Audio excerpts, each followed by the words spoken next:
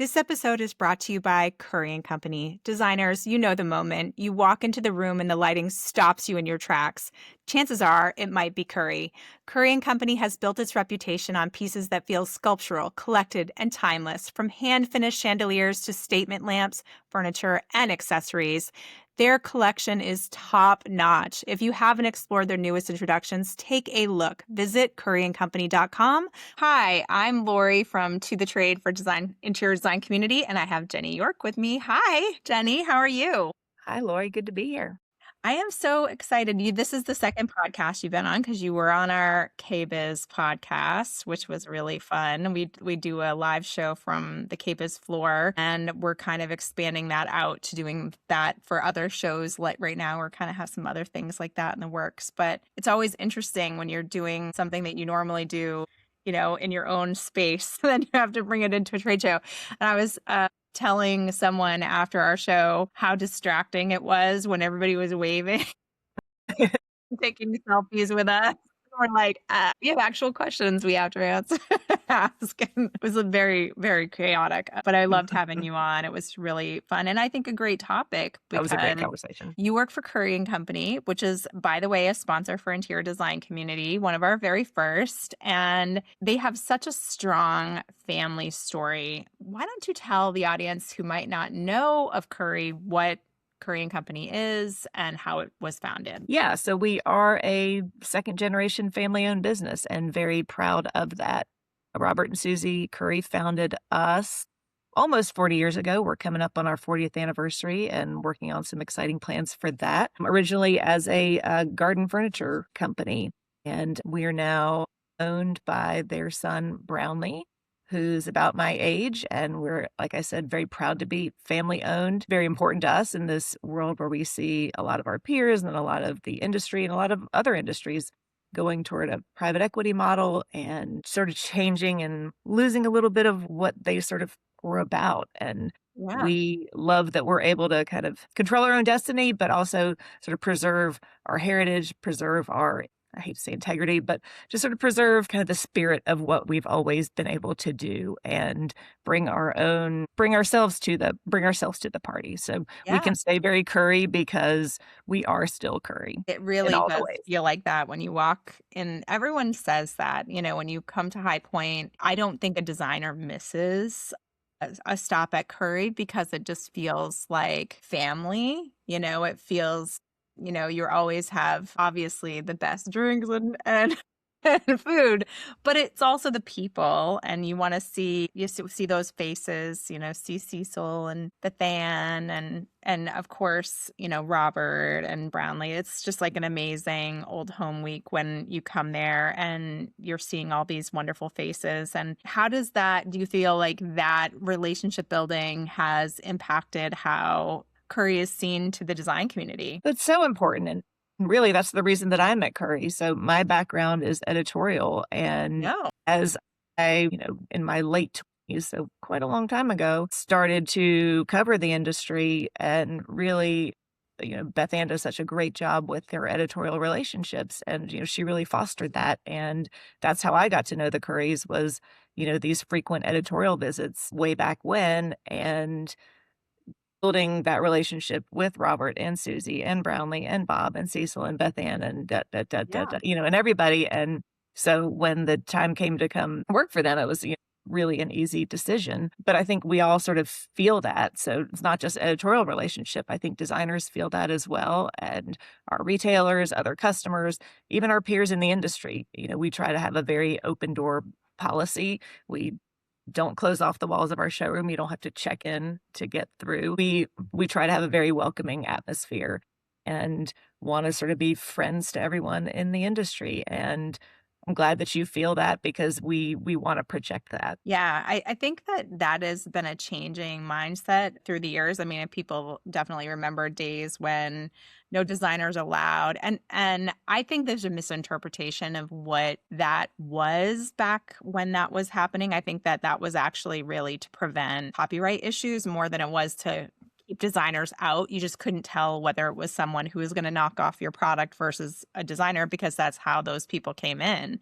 So I think that it gets a bad rap when brands had these no designers allowed signage, but some of them really didn't want designers and Oh, designers yeah. I in their think some of them definitely didn't. yeah, and Designers were a lot of work for a small order, they and are, yeah, and, you have to change your mindset when you're working with the design trade. It doesn't work the same way that a showroom works. What were some of the early things that you remember when you're taking this on? I mean, as far as I remember, you were one of the very first companies to start really thinking differently Mhm, about the design trade, and how mhm. you could learn about how designers really worked and what their pain points were, and trying to lower the friction with designers. But what did that look like when you first came on and you're first starting to tackle this as a problem, and how you would learn about it?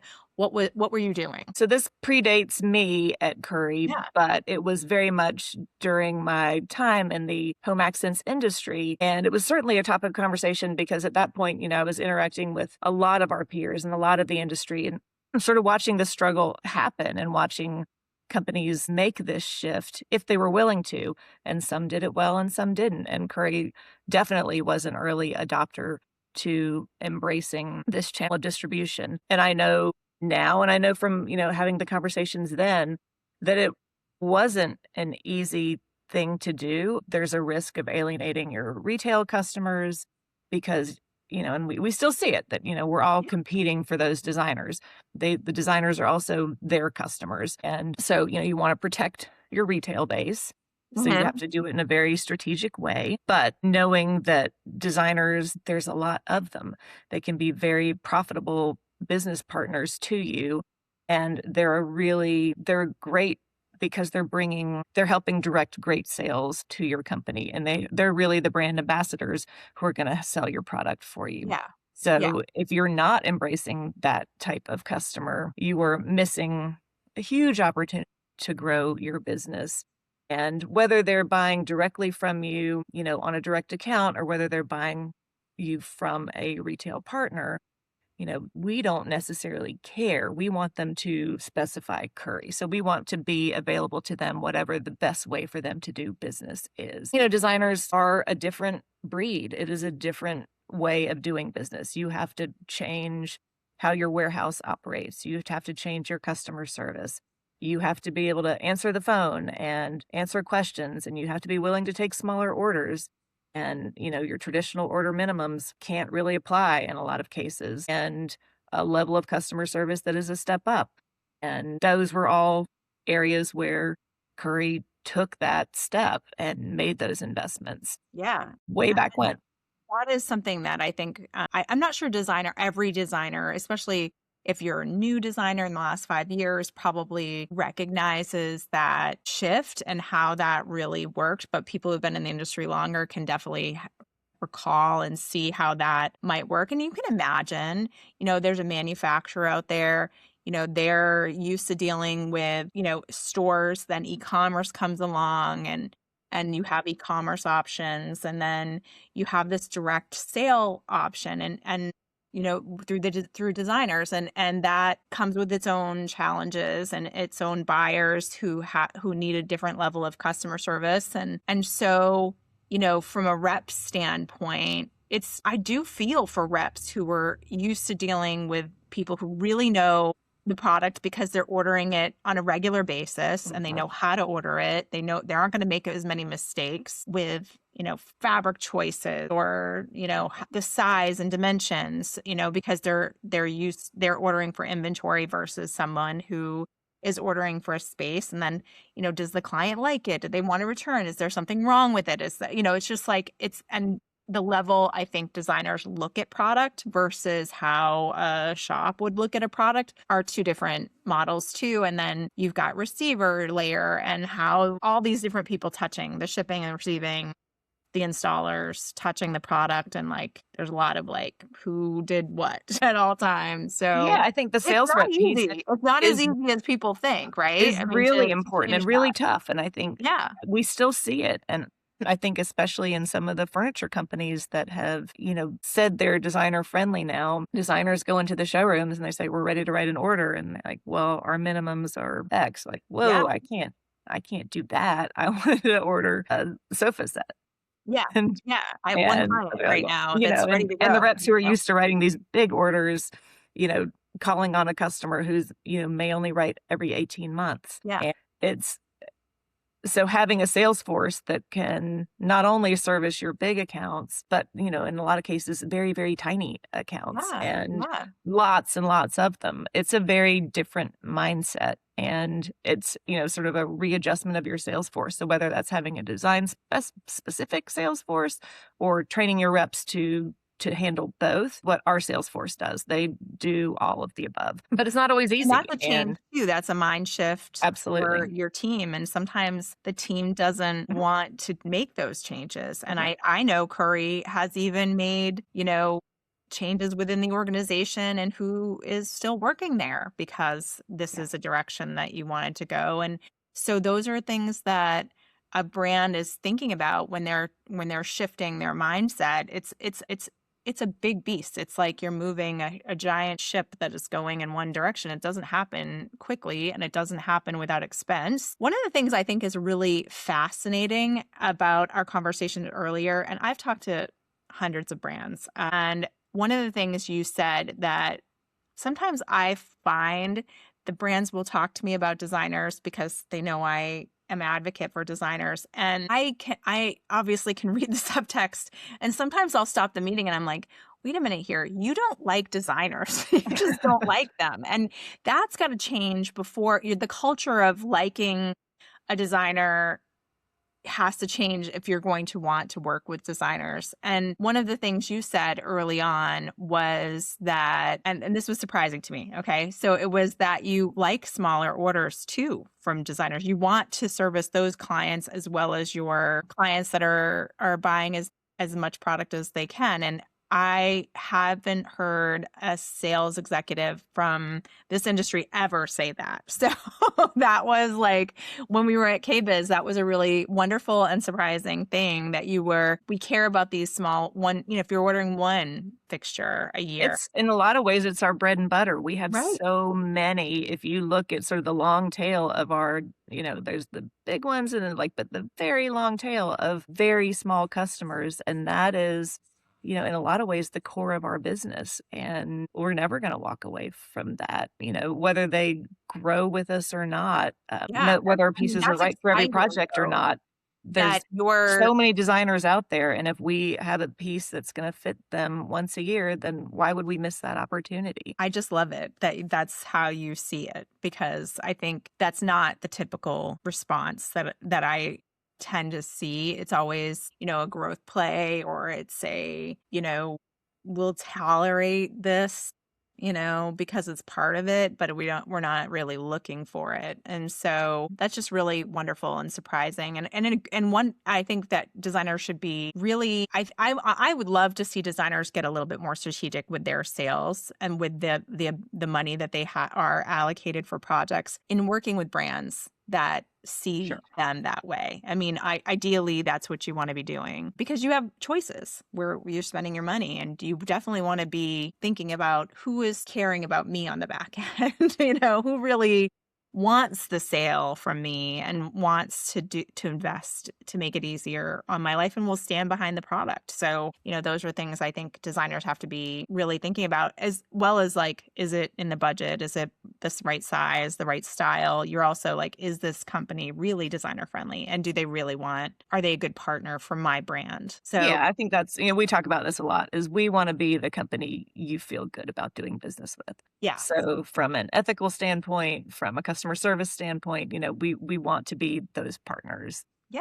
in all the ways. I love it. Now, let's talk a little bit about your background. You Uh-huh. worked as an editor, market executive, brand leader.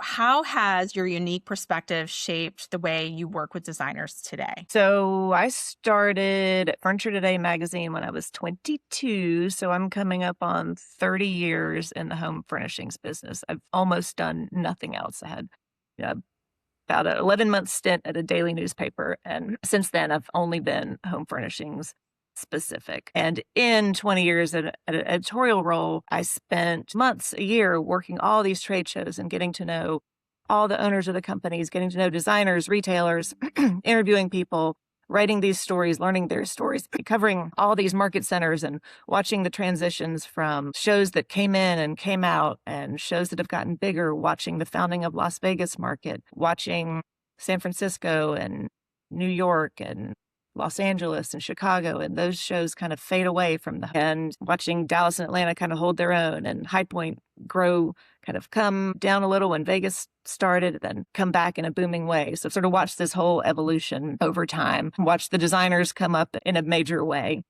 Yeah. Then when I left the magazine world and went to America's Mart for a couple of years, really with the charge of growing the design business in that space. And then I moved to Currey, also in Atlanta, which is obviously a very designer focused brand. So, my charge at Currey beyond just our marketing role is really engaging the design customer, which is our biggest channel of distribution, our most profitable channel of distribution, but also the one where we see the most growth opportunity and the biggest, it's such a big pool, but also the area where we can really leverage our relationships and maximize our relationships. And with people on our staff like Beth Ann and Cecil and, being that kind of family business and being known and really working that from a very personal level. It's one thing to place ads and it's one thing to sort of, put your branding on everything and just kind of put a logo on things. We want to be in all the places. We want to personally be engaged. We want to get to know these people. So whether that's showroom tours or parties or conferences that we're attending, it is an engagement. It is personal. It's a very high touch strategy. It takes a lot of effort. It takes a lot of time, but I think it's what's helped us kind of learn about the design community and understand the design community. It's why, I came to you when I first came to Currey, and it's like, how can we work together? Because I want to know more about designers. I want to understand how they think, help us be better at learning about the design community. Okay, so looking back, when you think of when you started at Currey versus where you are right now, what do you think is like one of your proudest accomplishments and what you have like put your stamp, the Jenny stamp on Currey? What do you think you're the most proud of? When I started in 2019, it had been a minute since they'd sort of had anyone sort of leading the marketing team. And then we, barreled straight into COVID. Yeah. And at that point, we couldn't do trade shows, couldn't do the things that Currey kind of did best. And suddenly we became all marketing, right? It was all communications. So I don't know what's going on with her. it's okay. Okay. Okay, she's just aggravated that someone came to That's the fine. door at all. So, so Yeah. let's start over. You were. It's been a while since anyone has taken over marketing. What did you think that was? I mean, I can't even wrap my mind around how you come in and because I feel like you've made a huge impact on Thank the you. way that designers perceive Currey, for sure. But what were those early things that you were thinking about? Yeah, I remember Brownlee telling me, he's like, when you come in here, he's like, you're probably gonna see a lot of things you want to do and you want to change. He's like, take 6 months, learn. He's like, I know you know us, but just sit back, learn how we operate from the inside. Ask a lot of questions, but don't try to change a lot. Just, kind of try to absorb it and understand from this side how we operate and why we do what we do. And I thought that was really good advice. And at the time, you're hungry, you want to do things, you want to prove that you're here to do things and that you want everyone to earn the respect of your new peers. And you kind of feel like, I'm not doing enough.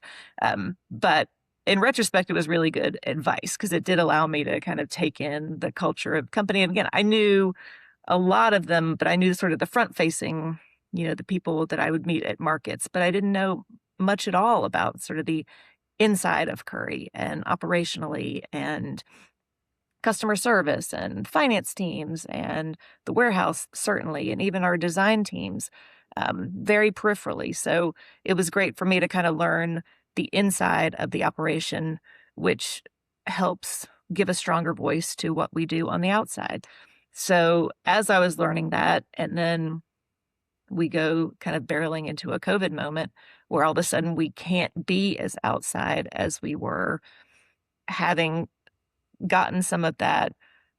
And, like I always said, it's like all we can do now is market and use our marketing tools and come up with creative ways to get our voice out there and get our products out there and just kind of find ways to innovate and still communicate, and having those deep relationships at that moment from not just my side, certainly not just my side, but the company had allowed us to really sort of grow in that moment and take advantage, not take advantage, but, just sort of kind of seize an opportunity to, because we knew so many people and because we already had the foundation laid with all the design business and these relationships, that we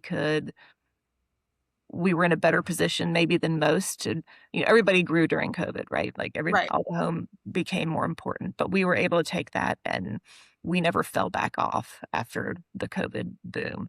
We've we've sort of kept that going and continuing to grow. And so that's what I feel like at a moment when everything became marketing, is like just being able to innovate in that space during that really difficult time Yeah. was something I certainly feel proud of.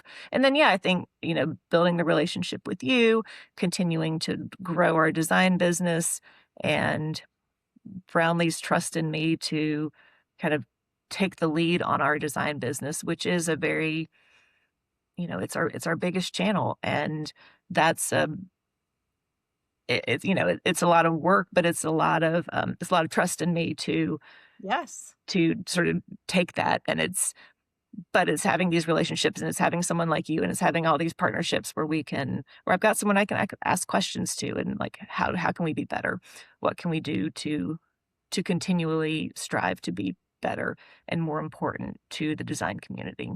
Yeah. I even feel like in the last few years that I've partnered with Lee and run the conference for Design Edge, and now that I'm learning a lot more about the showroom angles, because I mean, I've always been really connected obviously to how designers run their businesses, but I'm now learning a lot more about how the brands run their businesses and how the showrooms run their businesses, by having great conversations with those folks as well. And seeing all the sides that you see, and how the design trade can move forward, and how we can work together, and how we can strategize together if we are really thinking of it as a global strategy. I really think there's there's so many people that are fatigued with junk, like the fast furniture world, and buying things that look beautiful online but then don't have the substance. That's Yeah, really, I think that consumers are tired of it. They're tired of wasting their resources on things that don't last, and they don't have a story, or they don't have a heritage. And I think that one of the things that is so special about Curry is that everything has a story, and everything has heritage, and everything has meaning behind it, and everything has quality first. So, that is, I think, something that designers need to be really considering as they make their brand selection, is thinking about the whole picture and what you're bringing to the table, and then providing those stories to the client too. So, um, and one of the things that I think brands really could be maybe thinking about is that, because I've had this conversation with the showroom level quite extensively, is that designers are often craving business education, and that's why they come to interior design community, is mhm, because they're craving business education. And we don't really, our job is to make sure that designers are making more money, and that they're happier, and it's a healthier industry. So I don't care where they get it. I just want them to get the education that they sure. need to be successful. And so I've been working on how can we bolster also the showroom level with editorial calendars that would make sense to increase business education at the ground floor, at the grassroots, where designers, you're going to have certain portion of designers who are direct buy, and then some that are serviced by showrooms. We need the showrooms too. There are some great showrooms out there Sure. across the country that are doing amazing things. So how do you give them the tools that they need to get people in and having good conversations together, so that we're all, have a little bit less, more transparency on rates, more transparency on process, on how people run their projects and successfully make a living doing this thing that is so wonderful, and so creative, but also incredibly demanding, and so many things that are out of a designer's control on a daily basis. So I love that you think about this from an operational standpoint. We've been thinking about it from an operational standpoint as far as a global, like overarching how designers can be serviced in the best possible way and how we can crack those problems. And our industry needs that. We need people who are committed to making things better, in incremental ways, because it's not an overnight process, no matter what it is. We're all trying to do our very best to bolster. And there's linked to sales, sure, certainly, and revenues, but I think all of us need to care about the money aspect of design too, but there's also doing the right thing. So Yeah, that's what I was gonna say. I feel like, yes, there's a hunger for quality but I think there's really a hunger for less division and more relationships, and for things to be, I don't know, more real in all the ways. yes. So, yeah, and that, that the relationships are real too, and they're not Yeah. just driven by dollars, and they're not just Algorithm. driven by, Like, yeah, and it's, you yeah, do so this, you're going to get this email, and then this email, and then, you know, yeah, exactly, not everything's so formulaic and AI'd and, that yeah. it's the and everything's changing, the world's changing, certainly, our industry's changing too, but where we can stay as true to who we are from a product standpoint, yes, but from a people standpoint, maybe even more importantly, and I could not agree with you more. And when you think about that, how do you feel like Curry does balancing creative, the creative side, thinking about product, thinking about expansion and how the company relates versus those, I also know, like, Brownlee to be a very data driven person and very analytical as well. So how do you balance those two things, the practical creative inspiration and the practical needs that designers have to have around, like, inventory, shipping, deadlines, yeah. all the things that are just like nuts and bolts. Yeah, I mean, a lot of it is that, again, we're family owned, we can control our own destiny, we're not so focused on how we spend every dollar because we don't have to justify it to a bank. So that'll gives us a little more creative freedom when we tend to turn our designers loose and let them design to what they want to design. So we give them some creative briefs and a little direction, for a longer term, but really let them bring back to us what they're feeling. And so as we go through these ordering meetings, then as we're picking what we're going to be introducing, yeah, we're looking at, the price points and, how realistic is this? But also, we're not afraid to take chances there. Um, we do most of our manufacturing in the Philippines at a factory that we mostly own. So again, we can, order limited quantities in most cases, so we don't have to take too big of a risk.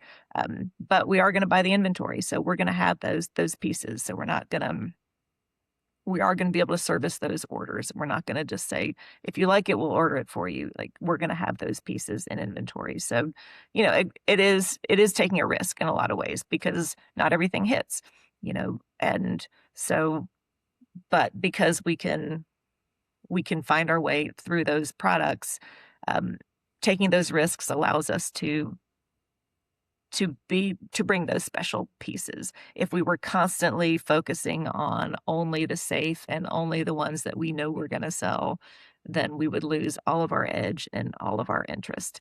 So, yes, we try to be data data guided, but not data, only. Right. So that because we don't that would take away all of what makes us the best. Yeah, it's the heart. And we can see that Oh, happening yeah, in some peers. It's like, if you go super safe, then you can be so safe that, you safe yourself right out of the market right. because Yeah, everybody can do that same thing. And yeah. so, you can't allow that. But, it doesn't mean we're not making wise decisions. And sometimes, yeah, we'll do something that we think is great and does not work at all. And that's okay. You have to And be willing to that's fail part of the sometimes. exactly. Yeah, That's that's really part of hard the for me. You know, I am a perfectionist in that way. Like I want everything I do to be at a certain level. But it is. I have a friend of mine, and she's like, "What is your biggest fear?" And I was like, "I don't want to fail at anything. I like my reputation is, obviously matters so much to me in the design industry, and I don't want to do something." But you're right. If you want to do something exceptional, you have to be willing to put yourself out there and take the big swings. And with the big swings come failure sometimes. And that's not an easy pill to swallow, especially if money is behind that failure, an investment. So that's really interesting. What do you think makes a designer? I know designers are always thinking, how can I want the brands to know me too? They very much feel like the brands are an extension of their business. Oftentimes they're a solo entrepreneur, and so they're representing the brands as they walk in and talk to clients. And many brands have been long-term partners for designers in their career and have bolstered a designer, during the tough times too. So what makes a designer memorable to Curry? Like, what are things that they can do that you would find they would stand out to you if they did this for you? hmm. Yeah, I mean, I think we love to see designers at market, and that's why we, as much as anyone, have maintained these permanent showrooms in Dallas, Atlanta, High Point, Las Vegas. They're expensive, they're tough to maintain. We're on the road constantly, doing Design Edges, doing these other conferences, doing KBIS now, doing BDNY. Feel like we're going from show to show, but it I is watched you. You are going. yeah, it is so that we can see them in person. Yeah. Um, so getting to see them, coming to see us at a show is very important to us. And we try to make our showrooms compelling enough, and whether it's our lunch offerings or whatever, compelling enough that you will come see us. So that is, we feel like if you see our products in person, it's a very different experience than seeing us. We have a great website, but seeing us in person is a whole different experience. So coming to see us is very important. We love social media interaction. We are really working hard on us trying to interact more. But when designers tag us in their projects and they've used us, and we have the opportunity to, with their permission, pick up those projects and share them on our own social media, share those installation images. We cannot, with the volume of pieces that we do, especially with hardwired lighting, we cannot create enough photography and shoot enough photography fast enough. It's not feasible. So when designers are, and we're not designers. So, Yeah. you know, designers are doing this beautiful work with our pieces. So, like, letting us have access or even just see the way our pieces are being used is intensely valuable to us Yes. And I and want to say that helps while us we're to talking promote about them. But it, a designer told me this years ago, and she feels like she really, um, really has maintained really great relationships with her brands because of this one trick is she takes her own photography that she owns the copyright Mhm, of, mhm. and that she can say here to the brand, you can Yeah. use this however you want. Yeah. I don't have to go through anyone else. I took these photos. This is my work. Yeah. She does her best to edit them so that they're great. Sometimes she does it on the same set as Mm. the photographer's coming in that day. So it's all styled, it's all perfect. She's just like framing those shots and getting really good product shots of all the different products that she works with and the brands that she works with over and over again, so she can pass that back to the reps and manufacturers as a thank you. Like, and she says, I just really want you to see how your piece looks in in my project. And it's done wonders for her career, she believes. So she's like a real hack in how she treats the manufacturers back. And I think every designer should take that and remember that there are a ton of craftsmen and craftswomen that you're representing in that project, and that they never get to see it in its home place. It's like very rare that they get to see it beautifully styled in a gorgeous setting, and it means so much to you as the manufacturer to get those images back to and in a usable In way. so many ways, it's great Yeah. for our business, but you're right, and just seeing it, it's like when you go to a nice hotel and you see a Curry piece in the lobby, like seeing Curry in the wild is always like, "Ooh, look what I just Woo! found." Yeah. It's yeah. No, Yeah, it's I was incredibly at valuable to us. the SKS booth at in KBiz, and every single person that was near me was like, "Who made that chandelier?" Yeah, And I was yeah, like, "I have an answer. It's Curry." yeah, So it was just beautiful. And when you do see it and you can really, you know, feel it, it's remarkable. So I love, love, love that, that's the case for Curry. And I do want to tell all the designers that's something that you can do that's free, that you can give back. And sometimes there is this weird mindset of like, people thinking, why should I do that? Because they're a big company. I'm paying for the photo shoot. And I'm telling you, getting in that mindset versus the mindset of like, we're all a team here. We're trying to grow our industry as a team. It, I caution you to be thinking in that way, because a brand really can't afford to pay for hundreds of images of every product that they make. It's thousands and thousands and thousands of products. So there's no way they could like hardwire and make up a set for every single image or pay for every single image, for sure, you for know, sure.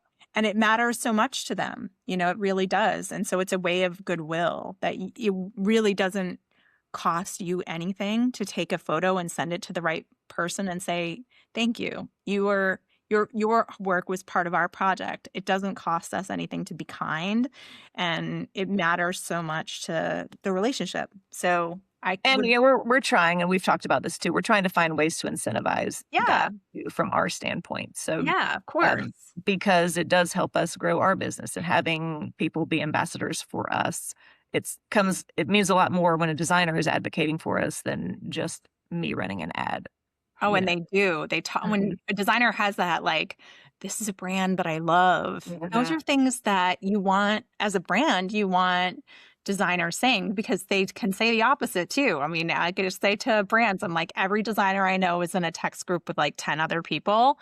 And Yeah, so if you've let them down, 10 people expect at least 10 other designers to know about it the same day. So absolutely.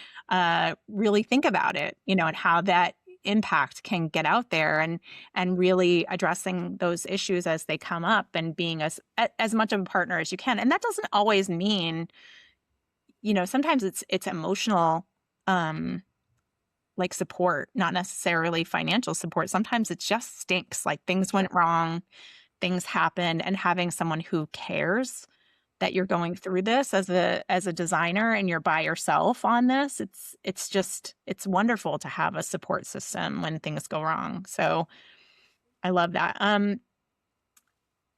I would say the home furnishings industry has changed pretty dramatically in recent years. What shift do you think had the biggest impact on our industry? Yeah, I think the COVID moment was certainly a big one, Yeah. and I think, as you mentioned, sort of the shift toward better quality, which has certainly helped us, at the higher end.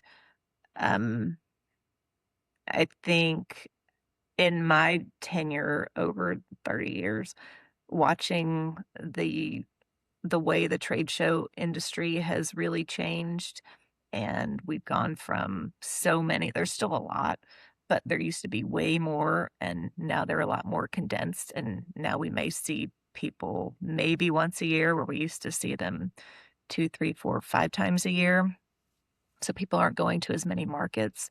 So when we do see them at a show, it's got to be super impactful, and we got to sort of seize those moments. And there's a lot of designers in particular who don't go to any markets. So Yeah. finding ways to communicate when there isn't as much face-to-face opportunity is something that we're all contending with. And, how is that? Is that social media? Are print catalogs still important? How does your website function and interact? These are the things that we as marketers are kind of dealing with every single day. What is the way that we can best reach these people? Because there's so many of them. We know that a lot are coming to shows, but a lot are not. And Yeah. so, there's been so many transitions over time, and feeling like we kind of have to be in all the places Yeah. I to mean, make one of sure the we're things meeting everybody as best we can wherever they are. I was thinking about was those product videos that you and I talked about. And I had Cecil message me 10 different stories for Mhm. products that Curry has. And I had a bunch of brands reach out too. And we've been collecting them and trying to put them out bit by bit. And I love that concept because it's like that easy learning. It's, 1 minute, 1 minute video that teaches you about one thing, it's, I think we can all have the time to do that. And it's that spoonful of sugar, quick learning models, Yeah. that I think are going to be really important. I'd love to see less of AI doing that. I really can't stand the talking head AI videos. Yeah. I'm seeing more and more and more of those pop up. How do you see AI impacting the home furnishings industry and Curry specifically? So I'm pretty resistant, and I think that's, the editor in me, the journalist in me. It's really hard for me to kind of give our voice to a computer. So I've not. Um and so I'm gonna be the kind of the old lady in the room is like, I'm not comfortable with that. Um so, where we're using it is more on sort of data analytics and, sales projections and that kind of thing. But I think from a creative and a voice standpoint, I'm not there. I don't Yeah. think our designers are there. I don't want to go there. Um, there is some useful benefits for us in creating imagery, creating room scenes that again, we can't create them fast enough. So we lean more heavily on CGI than AI. Um, but with the demands for constant imagery and more and more and more, we're going to have to lean in a little harder on AI. But we're only going to do it if it's up to the standard of the imagery that we are comfortable putting out and that looks like something that we would actually create on our own. Yeah. So, yeah, you know, I'm going to be the I don't Luddite mind. when it comes to the AI I space. am in the same boat as you. I think that you got to, I use it for the back end things all the Mhm. time and things that I wouldn't get to myself if it's like increasing the productivity Right. side for me. It's not about the creative or the ideas. In fact, a lot of ideas that come out of AI are complete garbage. Yeah. Yeah. So, you have to really go through it with a brain and Mhm. say Mhm. that makes sense. That does not make sense. And I would never say that. So, um, it's like you're constantly editing AI. AI can't just, that's why I think it's so crazy when you see these videos out that are like, "Oh, well, AI just ruined it for all interior designers. They are out of business." It's like, okay, sure. Tell me how AI can, handle a tile being set in properly and you're having a discussion with the tile guy and making him redo it. Like, Right. let's the AI do Right. Right. that.